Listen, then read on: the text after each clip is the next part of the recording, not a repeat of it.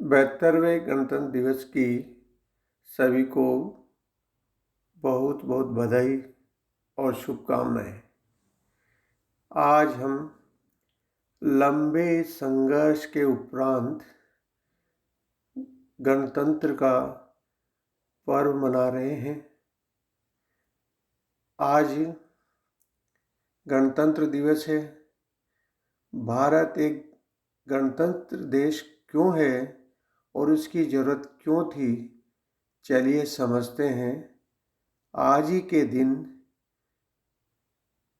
1950 को हमारा संविधान लागू हुआ, जिसका मतलब था हमने ऐसे लोकतांत्रिक शासन को अपनाया जिसको जनता ने चुना है, जनता का शासन है और जनता द्वारा किया जा रहा है।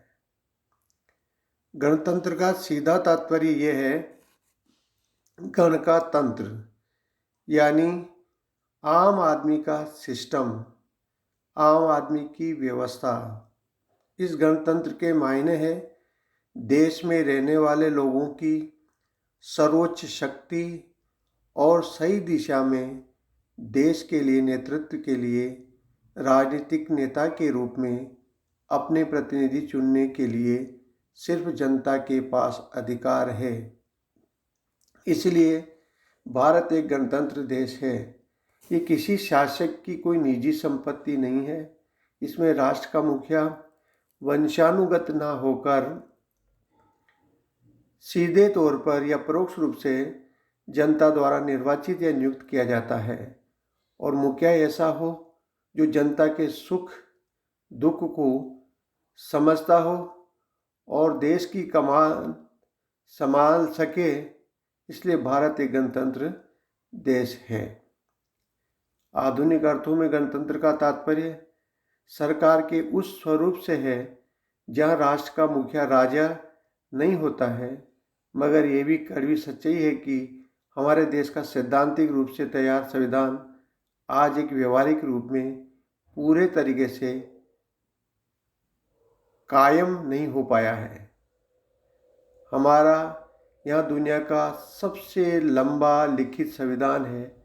हमारे संविधान में देश के हर एक शख्स को अपने अधिकार दिए हैं, जिसकी बदौलत हर नागरिक पूरी आज़ादी के साथ अपनी ज़िंदगी जी सके। हमारे संविधान निर्माताओं ने अंग्रेजों से लंबे संघर्ष के बाद एक ऐसे लोकतांत्रिक गणराज्य की स्थापना की जहाँ पर सभी नागरिकों को स्वतंत्रता, समानता, भ्रातृत्व, न्याय, राजनीतिक, सामाजिक, आर्थिक, बंधुता, राष्ट्रीय एकता, ऐसे मानक स्थापित किए हैं कि हम उनके साथ बहुत ही आनंद से जीवन यापन कर सकें। या यूँ कहें, हमने जो गणतंत्र का उद्देश्य निर्धारित किया, अपने नागरिकों को न्याय, स्वतंत्रता और समानता प्राप्त कराएं तथा इसके विशाल प्रदेशों में बसने वाले तथा भिन्न भिन्न आचार विचार वाले लोगों में भाईचारे की अभिवृद्धि हो। विद्यार्थी अपने कर्तव्यों का निर्वहन करें, उनमें अनुशासनहीनता जो बढ़ रही है आज के परिप्रेक्ष्य में, वो अनुशासनहीनता कम हो। सबसे पहले अपने कर्तव्यों को प्राथमिकता देनी चाहिए। अधिकारों का मतलब ये नहीं है कि कर्तव्य की पालना नहीं की जाए। आज भारत ही नहीं बल्कि पूरे विश्व में आतंकवाद कायरतापूर्ण स्वरूप ग्रहण करता चला जा रहा है। देश के कुछ हिस्सों में जारी आतंकवाद को कायरतापूर्ण हरकत कह सकते हैं। सहनशीलता, दयालुता और अहिंसा भारतीय सभ्यता की पहचान है। इसे हम सबको बनाए रखना है। सरकार बदलने का अधिकार, यदि कोई सरकार लोगों को अधिकार से वंचित रखकर उनका उत्पीड़न करती है तो लोगों को पूरा अधिकार है ऐसी सरकार को बदल सकते हैं। देश में कोई भी कानून बने, नियम बने, वो बिना चर्चा कानून बनाने से संसद की कानून निर्माण की भूमिका को धक्का पहुंचता है। इससे जनता द्वारा व्यक्त विश्वास टूटता है। यह ना तो लोकतंत्र के लिए अच्छा है और न ही कानून से संबंधित नीतियों के लिए। कोई भी कानून चर्चा के बाद ही बने तो उसकी आम स्वीकार्यता बढ़ती है, संसद की महत्ता भी बढ़ती है, गणतंत्र का स्तर भी ऊंचा उठता है। आज हमने देखा है, एक तरफ जवान थे, दूसरी तरफ किसान थे, जो आज तक जय जवान जय किसान के रूप में साथ साथ चल रहे थे। और ये नारा आज अपूर्ण सा लग रहा है, अधूरा सा लग रहा है। आज हमारा कर्तव्य बनता है कि हम जो भी कानून या नियम बने हैं उन पर चर्चा करें, संवाद करें, वाद को परिवाद की बजाय संवाद के स्वरूप में बदलें। तभी हम ईमानदारी और सच्चाई से इस देश को, इस गणराज्य को ऊंचाई तक पहुंचा सकते हैं। हर व्यक्ति को रोज़मर्रा की ज़िंदगी में ईमानदारी, सच्चाई और सहनशीलता का परिचय देना चाहिए। इससे राजनीतिक नेतृत्व का भी कद बढ़ता है। हमें एक ऐसे भारत का निर्माण करना चाहिए जहाँ पर प्रत्येक व्यक्ति के साथ न्याय हो, समानता हो, स्वतंत्रता हो, भ्रातृत्व हो और एक ऐसे राजनीतिक स्वरूप का निर्माण करना चाहिए जो एक अच्छे वातावरण में चुनाव संपन्न हो और वो चुनाव पूरे विश्वास पे हो, उसमें कहीं अविश्वास की गुंजाइश नहीं हो। ये प्रत्येक नागरिक का कर्तव्य है, दायित्व है। हमने जो संविधान सभा की पहली बैठक 9 दिसंबर 1946 को प्रातः 11 बजे आहूत की थी, उसमें लगभग 200 सदस्य उपस्थित थे।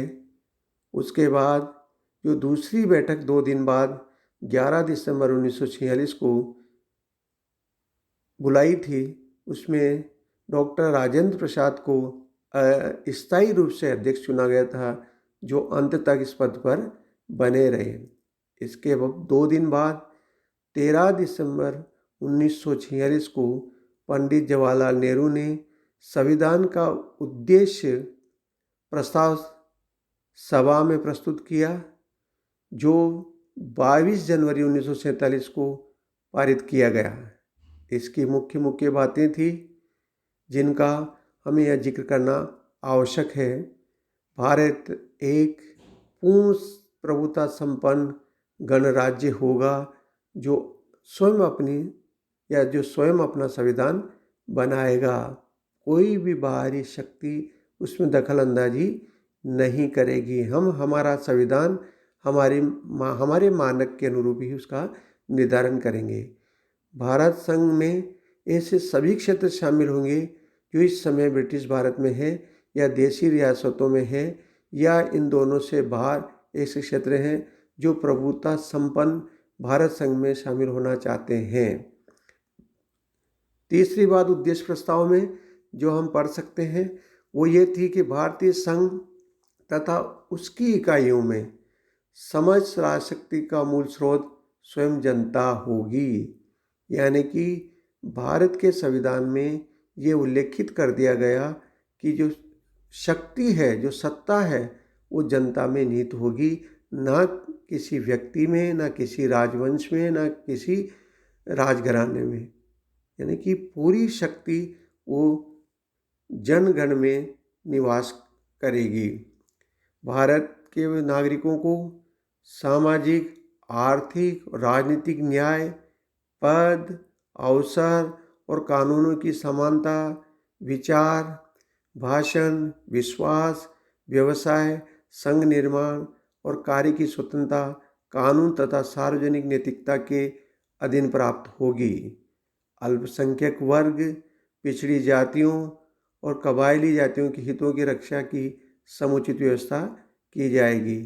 हमने बहुत ही सुंदर जो प्रस्तावना निर्धारित की है उसमें कहा है कि भारत का संविधान किसी भी भारतीय नागरिक के साथ जाति, धर्म, भाषा, लिंग, क्षेत्र के आधार पर कोई भेदभाव नहीं करेगा।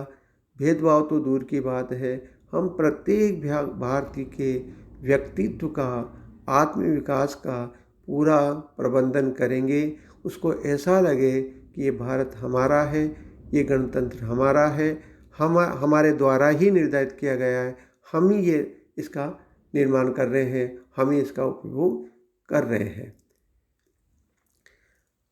इसके साथ जो अवशिष्ट शक्तियां हैं वो इकाइयों के पास रहेगी। 26 जनवरी 1950 को भारत के प्रथम राष्ट्रपति डॉक्टर राजेंद्र प्रसाद ने 21 तोपों की सलामी के बाद भारतीय राष्ट्रीय ध्वज को फहराकर भारतीय गणतंत्र के ऐतिहासिक जन्म की घोषणा की थी। अंग्रेजों के शासनकाल से छुटकारा पाने के 894 दिन बाद हमारा देश स्वतंत्र राज्य बना। तब से आज तक हर वर्ष समूचे राष्ट्र में गणतंत्र दिवस और हर्षोल्लास के साथ मनाया जाता है।